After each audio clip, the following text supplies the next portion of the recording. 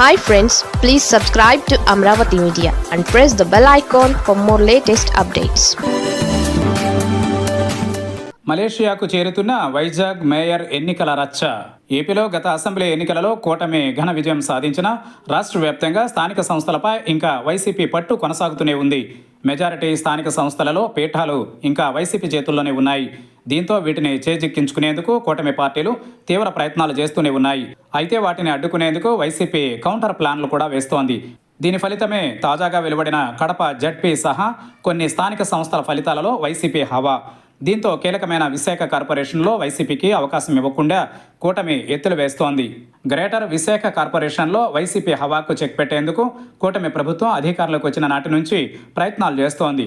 అయితే స్థానిక సంస్థలలో 4 ఏళ్ల పాటు అవిశ్వాస తీర్మానం పెట్టకుండా నిషేధం ఉండడంతో చేసేదేమీ లేక తెర వెనుక ప్రయత్నాలు చేసింది.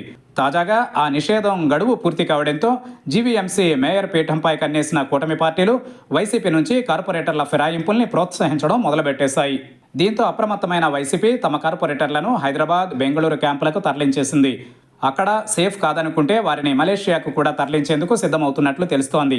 ఇప్పటికే కడప జడ్పీ సహా పలుచోట్ల ఇలాంటి క్యాంప్ రాజకీయాలతోనే పీఠాలు కాపాడుకున్న వైసీపీ ఇప్పుడు అదే ప్రయోగం విశాఖలోనూ రిపీట్ చేస్తోంది.